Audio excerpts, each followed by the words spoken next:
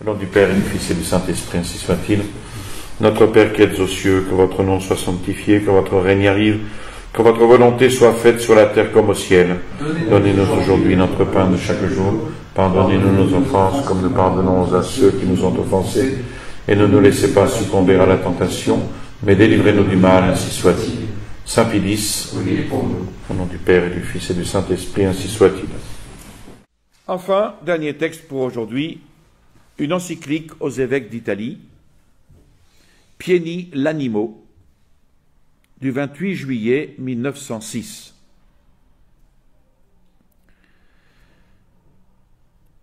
Dans laquelle Saint Pilice commence par exprimer sa crainte salutaire au vu du compte très sévère qu'il aura à rendre à notre Seigneur au sujet du troupeau qui lui a été confié. D'où son souci continuel de préserver autant que possible les fidèles des maux très funestes dont est aujourd'hui affligée la société humaine. Et c'est pour cela qu'il considère comme adressée à lui la parole du prophète Isaïe, fais entendre des appels ininterrompus, que ta voix s'élève comme celle de la trompette. C'est ce qu'il faudrait inscrire sur les murs des évêchés aujourd'hui. Donc si vous avez un tag à mettre un jour, eh bien mettez celui-là. Saint Pilice ne manque donc pas, tantôt de vive voix, tantôt par lettres, il ne manque pas d'avertir, de prier, de reprendre, excitant surtout le zèle des évêques, puisque cette encyclique s'adresse aux évêques d'Italie, afin que chacun déploie la vigilance la plus attentive sur le troupeau qui leur est confié. Et il explique le motif qu'il a d'élever de nouveau la voix, motif qui est, dit-il, de la plus grande importance, à savoir réclamer toute l'attention de leur esprit et toute l'énergie de leur ministère pastoral, contre un désordre dont les effets funestes se font déjà sentir. Si on n'en arrache pas d'une main ferme, dit-il, jusqu'aux plus profondes racines, on en éprouvera des conséquences plus néfastes encore avec le cours des années. Alors de quoi s'agit-il? Eh bien, il s'agit, et on retrouve cela dans le modernisme évidemment, de l'esprit d'insubordination et d'indépendance qui se manifeste ici et là au sein du clergé. Une atmosphère empoisonnée, dit-il, corrompt grandement les esprits de nos jours. C'est un constat qui n'est que trop vrai. Et l'apôtre Saint Jude avait déjà décrit les effets mortels, il en avait déjà décrit les effets mortels, c'est-à-dire qu'à la plus dégradante corruption des mœurs s'ajoute le mépris ouvert de toute autorité et de tous ceux qui l'exercent. Évidemment, il y a un lien entre les deux. Mais ce qui comble de douleur l'âme de Saint Pilice, c'est qu'un tel esprit pénètre dans le sanctuaire, qu'il infecte ceux auxquels devrait s'appliquer plus particulièrement la parole de l'ecclésiastique, ce peuple est celui de l'obéissance et de l'amour. Et c'est surtout chez les jeunes prêtres, ajoute Saint Pilice, que cet esprit si funeste exerce ses ravages, répandant parmi eux des théories nouvelles et répréhensibles sur la nature même de l'obéissance. Il prévoit évidemment que cette rébellion des jeunes prêtres n'aboutisse qu'à la rébellion contre la doctrine catholique, contre la vérité. Et il s'insurge ainsi contre la propagande occulte de cet esprit dans les séminaires. Donc face à cela, Saint Pilice enjoint les évêques à écarter toute hésitation, à s'employer avec vigueur, avec persévérance, à détruire cette mauvaise semence. Tout cela, ce sont les termes utilisés par Saint Pilice. Détruire cette mauvaise semence féconde en conséquences très pernicieuses. Il leur rappelle que le Saint-Esprit leur a donné, à ces évêques, la charge de gouverner. Il leur rappelle le précepte de saint Paul, « Commande en toute autorité que personne ne te méprise ». Il demande aux évêques d'exiger sévèrement des prêtres et des clercs cette obéissance, qui, si elle est pour tous les fidèles absolument obligatoire, constitue pour les prêtres la partie principale de leur devoir sacré. Et pour prévenir la multiplication des esprits frondeurs, il sera utile, dit-il, d'avoir présent toujours le grave avertissement de saint Paul à Timothée, « N'impose hâtivement les mains à personne ». En effet, cette facilité dans l'admission aux ordres sacrés, qui ouvre naturellement la voie à la multiplication des personnes dans le sanctuaire, par la suite n'augmente pas la joie. Quel motif, dit-il, de rendre si fréquente l'imposition des mains? Si le manque de prêtres ne peut être une raison suffisante pour agir avec précipitation dans une affaire d'une si haute gravité, là où le clergé dépasse les besoins, rien ne dispense des plus sérieuses précautions, de la plus grande sévérité dans le choix de ceux qui doivent être appelés à l'honneur du sacerdoce. L'insistance même des aspirants ne peut amoindrir la faute que constitue une telle facilité. Le sacerdoce, institué par Jésus-Christ pour le salut éternel des âmes, ce sacerdoce n'est pas assurément un métier, ce n'est pas une fonction humaine quelconque. Une fonction humaine quelconque à laquelle tous ceux qui le veulent, et pour n'importe quelle raison, ont le droit de se destiner librement.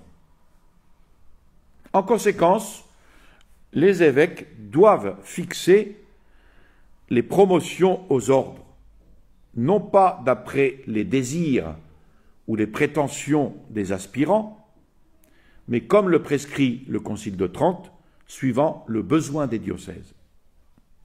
Et en suivant cette ligne de conduite, il leur sera possible de ne choisir que ceux qui sont véritablement prêts, écartant ceux qui montreraient des inclinations contraires à la vocation sacerdotale, et surtout parmi celles-ci, l'indiscipline et ce qu'il engendre, l'orgueil de l'esprit. Et saint Pie insiste sur l'obligation très grave devant Dieu qui incombe aux évêques de veiller avec toute leur sollicitude sur la bonne marche de leur séminaire. Leurs prêtres seront ce qu'ils les auront fait par l'éducation, comme d'ailleurs les parents envers les enfants dans une famille. Il faut que les séminaires demeurent exclusivement destinés à préparer les jeunes gens, non pas aux carrières civiles, mais à la haute mission des ministres du Christ.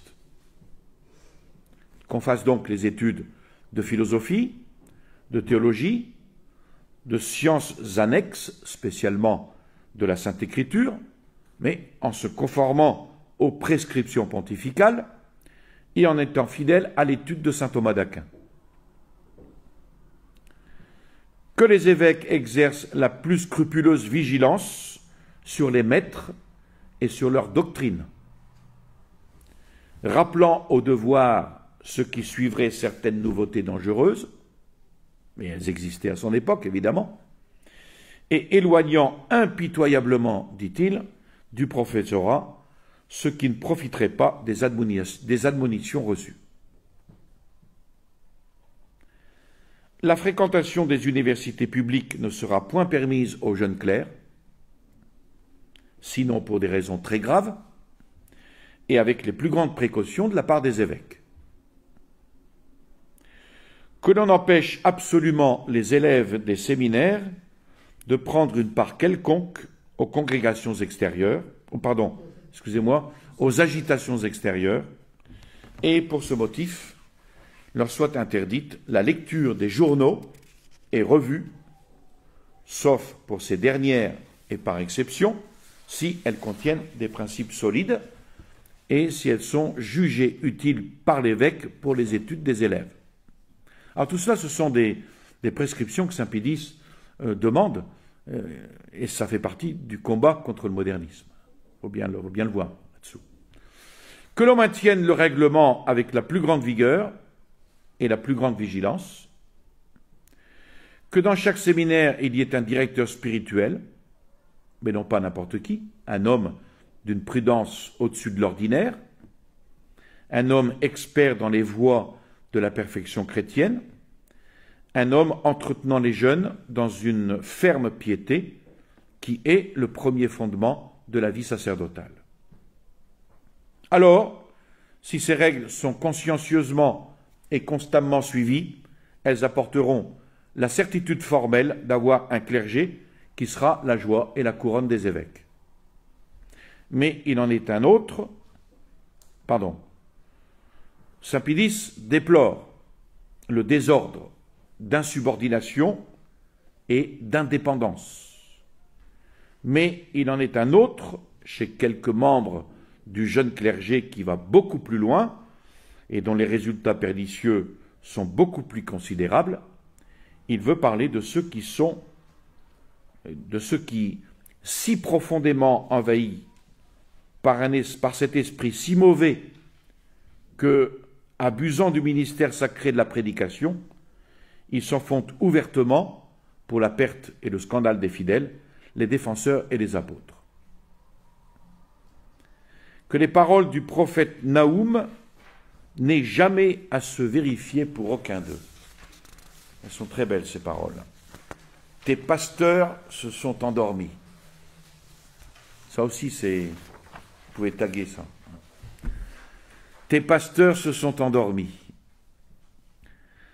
Nul ne peut avoir le pouvoir de prêcher si, au préalable, sa vie, sa science, ses mœurs n'ont été éprouvées. Et qui dit prédication veut dire prêcher l'Évangile, enseigner aux hommes à garder tous les commandements donnés par Dieu, indiquer aux fidèles les vices qu'ils doivent fuir et les vertus qu'ils doivent pratiquer. Ensuite, bannir de la chair des arguments qui conviennent mieux aux polémiques de presse ou aux académies qu'aux lieux saints. Il faut préférer les prédications morales à ces conférences dont le moins qu'on puisse dire est qu'elles restent sans fruit. Que la prédication n'est rien du langage persuasif de la sagesse humaine, mais que l'esprit et la force de Dieu en démontrent la vérité. C'est pourquoi la source principale de la prédication doit être les Saintes Écritures, entendues non pas selon les jugements particuliers d'esprit, la plupart du temps obscurcis par les passions, mais selon la tradition de l'Église et les interprétations des saints-pères et des conciles. Donc les évêques doivent être les juges de ceux à qui ils confient le ministère de la parole de Dieu.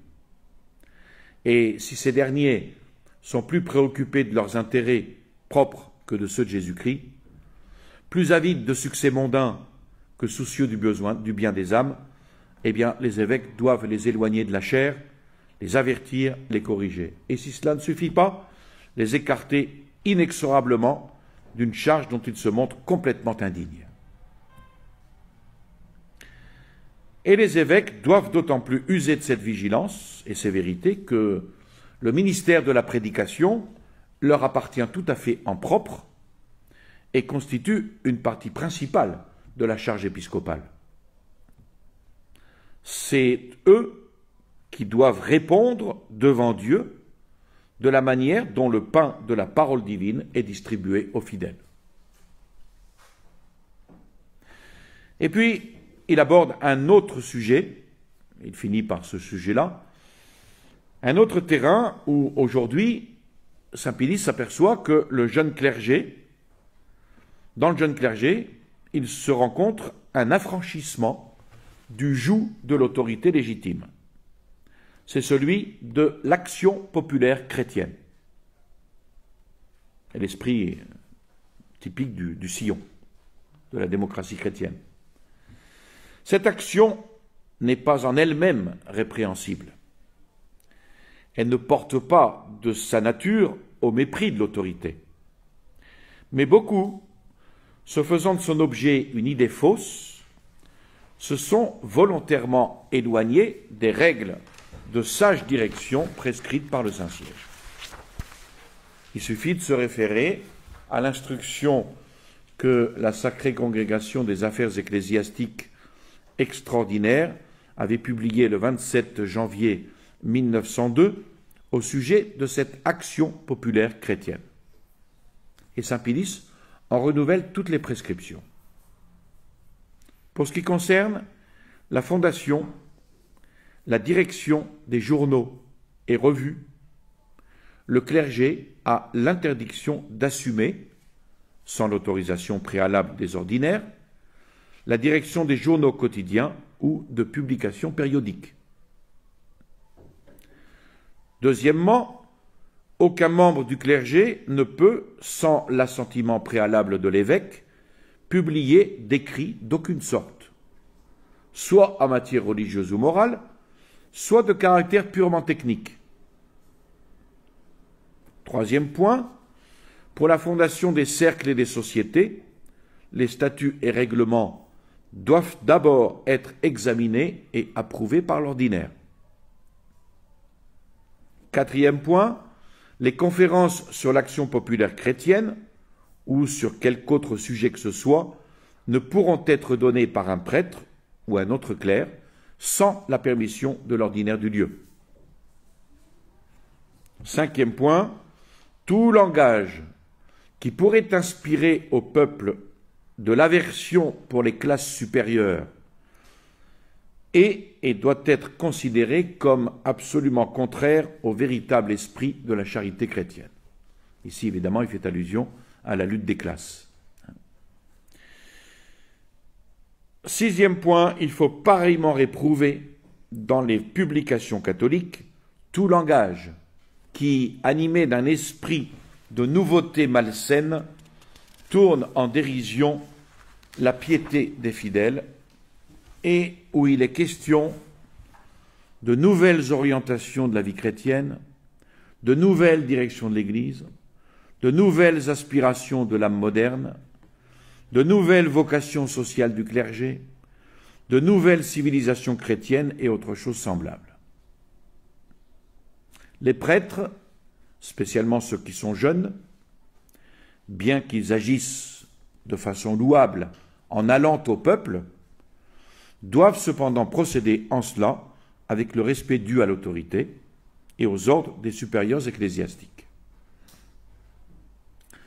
En s'occupant de l'action populaire chrétienne, dans cet esprit de subordination, ils doivent poursuivre le noble but. Et là, Saint Pie X donne 6 buts. Arracher les fils du peuple à l'ignorance des choses spirituelles et éternelles, les acheminer avec une industrieuse tendresse vers une vie honnête et vertueuse,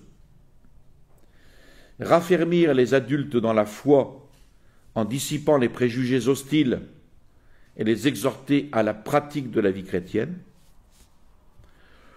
promouvoir parmi les laïcs catholiques les institutions reconnues vraiment efficaces pour l'amélioration morale et matérielle des multitudes,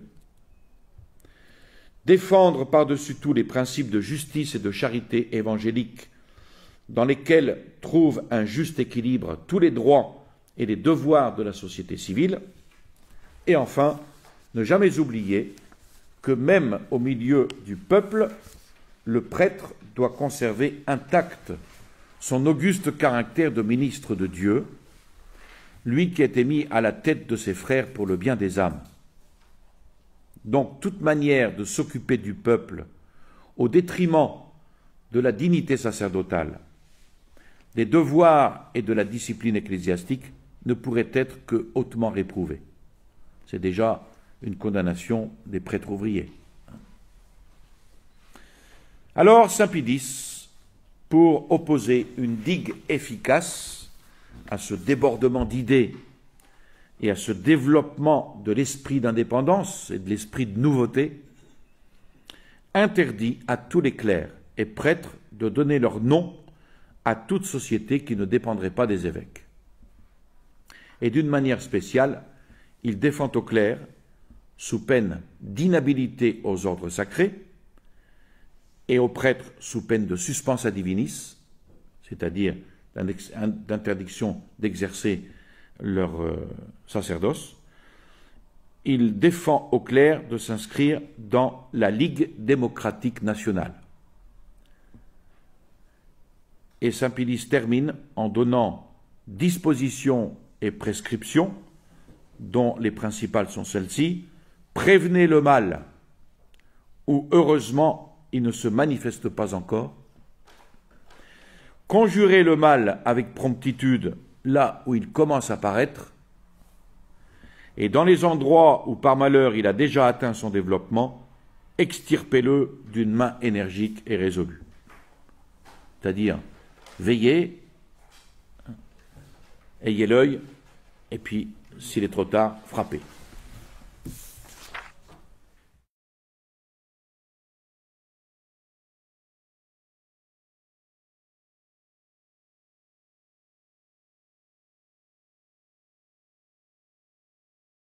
Je vous salue Marie, pleine de grâce, le Seigneur est avec vous. Vous êtes bénie entre toutes les femmes, et Jésus, le fruit de vos entrailles, est béni. Sainte Marie, Mère de Dieu, priez pour nous pauvres pécheurs, maintenant et à l'heure de notre mort, ainsi soit-il. Au nom du Père et du Fils et du Saint-Esprit, ainsi soit-il.